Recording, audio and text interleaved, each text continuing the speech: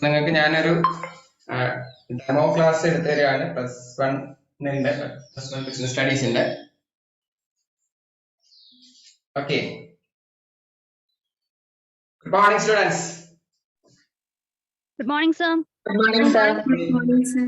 അപ്പോ പ്ലസ് വണ്ണിന്റെ ഒരു ക്ലാസ് ആരംഭിക്കുകയാണ്. എല്ലാവരും നല്ല എനർജറ്റിക് ആയിട്ട് നല്ല ഉഷാറായിട്ട് ഇരിക്കുക അല്ലെ.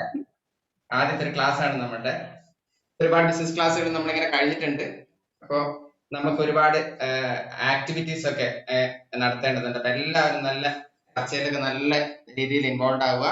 എല്ലാവരുടെ അഭിപ്രായങ്ങൾ നമുക്ക് ആവശ്യമുണ്ട്. ഓക്കെ, അപ്പൊ ക്ലാസ് ബിസിനസ് സ്റ്റഡീസിന്റെ ടോപ്പിക് തുടങ്ങുന്നതിന് മുമ്പ് ഞാനൊരു ഒരാൾക്കുണ്ടായ ഒരാളുടെ അനുഭവം ഞാൻ പറയാം. വാസു എന്ന ഒരു വ്യക്തി, അദ്ദേഹം ഒരു തൊഴിലാളിയാണ്, ഒരു എസ്റ്റേറ്റിലെ പണിക്കാരനാണ്. അങ്ങനെ അദ്ദേഹത്തിന്റെ മകളുടെ കല്യാണത്തിന് സ്വർണ്ണം എടുക്കാൻ വേണ്ടി ഒരു ജ്വല്ലറിയിലേക്ക് പോവുകയാണ്. അപ്പൊ നമുക്കറിയാം ഇന്നത്തെ കാലമല്ല, കുറെ വർഷങ്ങൾക്ക് മുമ്പാണ്. അന്ന് സ്വർണത്തിനൊക്കെ വില കുറവാണ്. അപ്പൊ അദ്ദേഹം ഒരു കൂട്ടി ഉണ്ടാക്കിയ കുറച്ച് ക്യാഷ് കൊണ്ട് അദ്ദേഹം ജ്വല്ലറിയിലേക്ക് പോകുന്നു. അങ്ങനെ അദ്ദേഹം അവിടെ പറയുന്ന അദ്ദേഹത്തിന്റെ ക്യാഷിനുള്ള ഗോൾഡ് എടുക്കാൻ വേണ്ടി അപ്പൊ മോഡേൺ കൂട്ടിയിട്ടാണ് പോകുന്നത്. അങ്ങനെ ആ മകള് കുറെ സ്വർണം സെലക്ട് ചെയ്തു, എടുത്തു. അവസാനം ക്യാഷ് കൊടുക്കാൻ വേണ്ടി കാഷ്യറിന്റെ അടുത്തേക്ക് പോയപ്പോ കാഷ്യർ പറഞ്ഞു, നിങ്ങളുടെ എടുത്ത ഗോൾഡിൽ നിന്നും കുറച്ച് മാറ്റി വെക്കേണ്ടതുണ്ട്. കാരണം നിങ്ങൾ കൊണ്ടുവന്ന ക്യാഷ്, നിങ്ങൾ പറഞ്ഞ ക്യാഷ് സഫീഷ്യന്റ് അല്ല.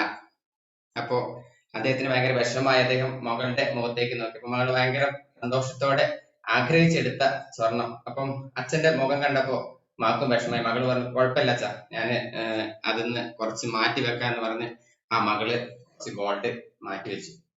അപ്പൊ ഇത് കണ്ട സെയിൽസ്മാൻ ഓണറുടെ അടുത്തേക്ക് പോയി. അപ്പൊ ഓണർ അദ്ദേഹത്തെ വിളിപ്പിച്ചു. അപ്പൊ അദ്ദേഹം പറഞ്ഞു, നിങ്ങളുടെ പോലെ ഒരു മകൾ എനിക്കും ഉണ്ട്.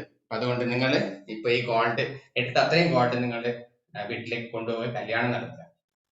നിങ്ങൾക്ക് ക്യാഷ് വരുന്ന സമയത്ത് നിങ്ങളത് കൊണ്ട് തന്നാൽ മതി എന്ന് പറഞ്ഞ് വളരെ സന്തോഷത്തോടു കൂടി അദ്ദേഹം ആ വ്യക്തിയെ ആ യാത്രയാക്കിയാണ്. അപ്പൊ ഇതൊരു വ്യക്തിക്ക് ഉണ്ടായ അനുഭവമാണ്. നിങ്ങൾ ആലോചിച്ച് നോക്കുക, ആ ഒരു ഓണർ, ആ ഒരു ജ്വല്ലറിന്റെ ഓണർ, അദ്ദേഹത്തിന് അങ്ങനെ കാണിക്കേണ്ട ഒരു ആവശ്യവുമില്ല അല്ലെ. ഒരു ബിസിനസ് എന്ന് പറയുമ്പോൾ നമുക്കറിയാം ഇദ്ദേഹത്തിന് അല്ലെങ്കിൽ വേറെ ആൾക്കത് വിറ്റ് കഴിഞ്ഞാൽ അദ്ദേഹത്തിന് ലാഭം കിട്ടും. നമ്മളെല്ലാവരും ഒരു സോഷ്യൽ ആനിമലാണ്, ഹ്യൂമൻ ബീങ്സ് എന്ന് പറയുന്നത്. നമ്മുടെയൊക്കെ സൊസൈറ്റിന്റെ ഭാഗമാണ് അല്ലെ. നമുക്ക് ഒരിക്കലും ഒറ്റയ്ക്ക് ജീവിക്കാൻ കഴിയില്ല. നമ്മൾ ഉപയോഗിക്കുന്ന പല വസ്തുക്കളും പല സാധനങ്ങളും എല്ലാം നമുക്ക് കിട്ടുന്നത് സൊസൈറ്റിയിൽ നിന്നാണ്.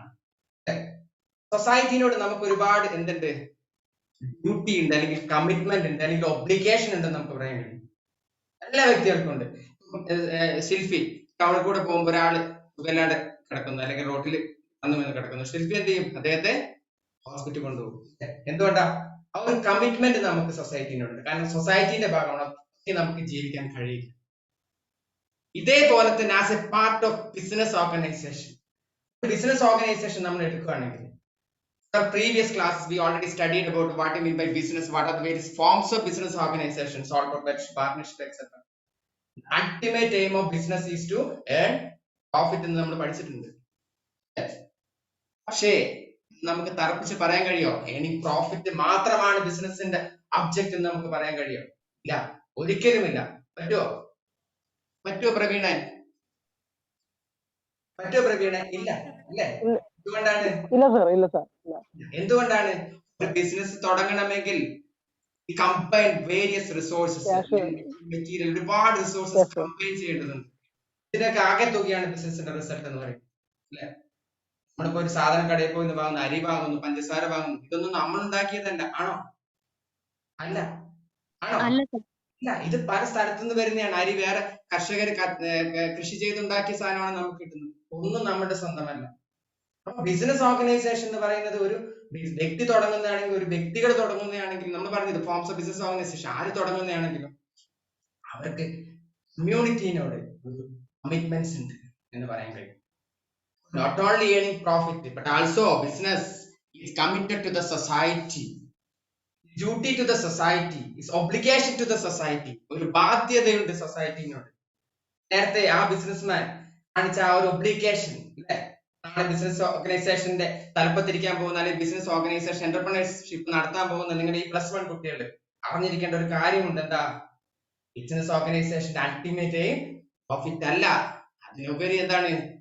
ഒബ്ലിഗേഷൻസ് ഉണ്ട്. obligation is called what? obligation is called എന്താ പറയുന്നേ? social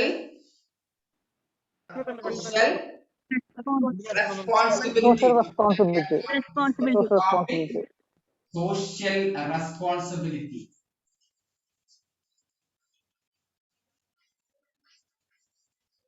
social responsibility of business. ഒരു ബിസിനസിന്റെ സോഷ്യൽ റെസ്പോൺസിബിലിറ്റി ആണ്.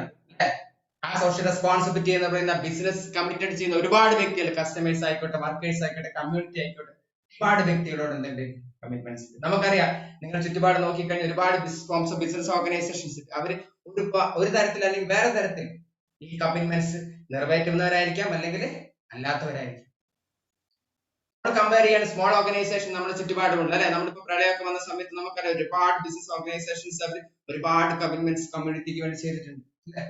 കസ്റ്റമേഴ്സിന് നല്ല ക്വാളിറ്റി പ്രൊഡക്റ്റ് കൊടുക്കുന്ന ബിസിനസ് ഓർഗനൈസേഷൻസ് ഉണ്ട്, അല്ലാത്തവരുണ്ട്. എംപ്ലോയീസിന് നല്ല സർവീസ് കൊടുക്കുന്നവരുണ്ട്, അല്ലാത്തവരുണ്ട്. ഇത് വേണോ വേണ്ടയോ എന്നൊരു ചിന്ത നമുക്ക് വരാം. നമുക്കറിയാം വലിയ business organisations as per companies ആക്ടിൽ പ്രത്യേകം പറയുന്നുണ്ട് അല്ലെ. മൾട്ടിനാഷണൽ കമ്പനീസ് അല്ലെ, അവിടെ കോർപ്പറേറ്റ് സോഷ്യൽ റെസ്പോൺസിബിലിറ്റി ഒരു വേർഡ് തന്നെ ഉണ്ട്. വലിയ കമ്പനികളുണ്ട്, എന്താണ്? അവര് നിർബന്ധമായി അവരുടെ പ്രോഫിറ്റിന്റെ ഒരു portion set aside for social responsibility, social commitments നിർബന്ധമായി പറയുന്നത്.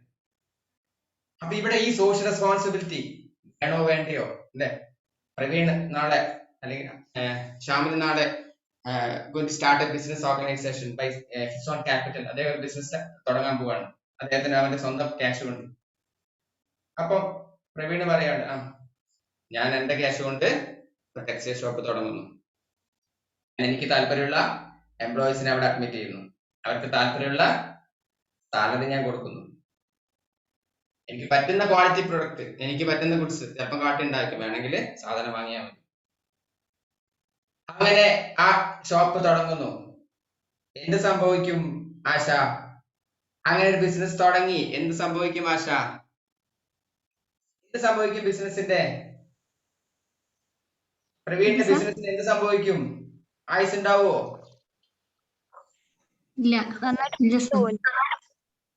ആശ കേൾക്കുന്നുണ്ട്? ആശ ഹലോ ഹലോ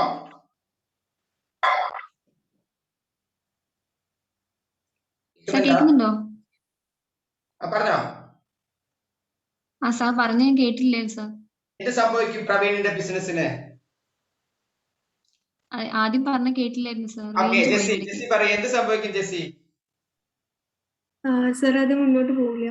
യെസ്, മുന്നോട്ട് പോകില്ല business. there is no existence. so the social responsibility ന്റെ നീഡ് ആയിട്ട് നമുക്ക് പറയാൻ കഴിയും. എന്തിനാണ് സോഷ്യൽ റെസ്പോൺസിബിലിറ്റി? ഫസ്റ്റ് പോയിന്റ് നമ്മൾ പറയാൻ കഴിയുന്നത് എന്താണ്? എക്സിസ്റ്റൻസ്. തന്നെ പറഞ്ഞു, existence, for the existence of business. Business is A continuing process എന്ന് പറഞ്ഞിട്ടുണ്ട് അല്ലെ. ഇത് ഒരു ദിവസത്തേക്കല്ല, 2 ദിവസത്തേക്കല്ല. ആ ബിസിനസ് നാളെയും നടത്തണമെങ്കിൽ എന്ത് വേണം? കണ്ടിന്യൂസ് പ്രോസസ് ആണ്. അവിടെ എക്സിസ്റ്റൻസിന് വേണമെങ്കിൽ എന്ത് വേണം? Will meet the social responsibility അല്ലേ, വേണം. നമ്മൾ പറഞ്ഞു പ്രവീണിന്റെ പ്രോഫിറ്റ് മോട്ടീവ് ആണ് പ്രവീണിന്റെ ഉദ്ദേശം അല്ലെ, പ്രോഫിറ്റ് മാത്രമാണ്. പ്രവീൺ എന്ന് പറയുമ്പോൾ പ്രവീൺ വിചാരിക്കണ്ട ഞാൻ അങ്ങനെയല്ല, ഒരു എക്സാമ്പിൾ പറഞ്ഞാട്ടോ പ്രവീൺ. അപ്പോ എന്താണ്? പ്രോഫിറ്റ് മോട്ടീവ് ആണ് പ്രവീണിന്റെ ഉദ്ദേശം. എന്ത് സംഭവിക്കും സബീന? പ്രോഫിറ്റ് കിട്ടുമോ? പ്രോഫിറ്റ് കിട്ടുമോ പ്രവീണിന്? ഇല്ല. യെസ്, സോഷ്യൽ റെസ്പോൺസിബിലിറ്റി മീറ്റ് ചെയ്തില്ലെങ്കിൽ he didn't earn the profit. so to earn profit